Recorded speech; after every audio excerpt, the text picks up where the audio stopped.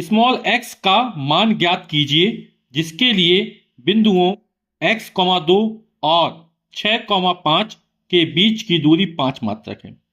यानी ये दो बिंदु हैं, इनके बीच की दूरी 5 मात्रक हमको दी गई है। तो दो बिंदुओं के बीच की दूरी का सूत्र होता क्या है?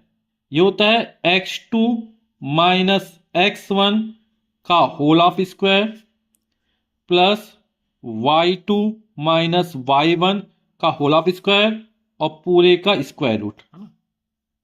ये होता है बराबर d। यहां पे चूंकि बाद में दिया इसलिए d बराबर ये होता है। क्या होता है? x2 माइनस x1 का whole of square plus y2 minus y1 का होल ऑफ स्क्वायर और पूरे का स्क्वायर रूट या पूरे का वर्गमूल।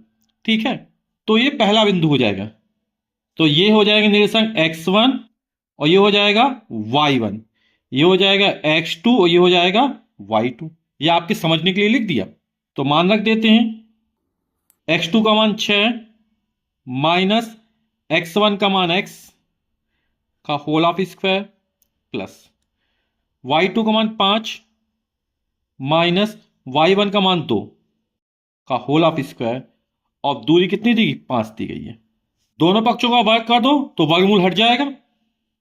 6 माइनस एक्स का होल ऑफ स्क्वायर और 5 में से 2 जाएगा, बचेगा 3, यानी 3 का वर्ग बराबर 5 का वर्ग 25। तो a माइनस बी का होल स्क्वायर का सूत्र लगा के इसका विस्तार कर देंगे। तो a माइनस बी का होल स्क्वायर क्या होता है? a स्क्वायर यानी 6 का वर्ग 36 हो जाएगा प्लस बी स्क्वायर एक्स का वर्ग एक्स स्क्वायर हो जाएगा माइनस 2ab, 2a का मान 6 तो 6 दूनी 12 एक्स, तो 12x हो जाएगा। ये 3 का वर्ग 9 बराबर 25। तो ये हो जाएगा एक्स स्क्वायर माइनस का 12x, 36 में 9 जोड़ेंगे हो जाएगा 45। ये प्लस का 25 बराबर इस तब लाएंगे तो माइनस का 25 बराबर 0। तो हो जाएगा एक्स स्क्वायर माइनस का 12x और 45 से 25 घटेगा तो आ जाएगा प्लस का 20 बराबर 0। 20 का गुणा एक्स स्क्वायर के गुणांक में करेंगे, कितना होगा? 1 होगा। तो 20 से कम 20 है ना।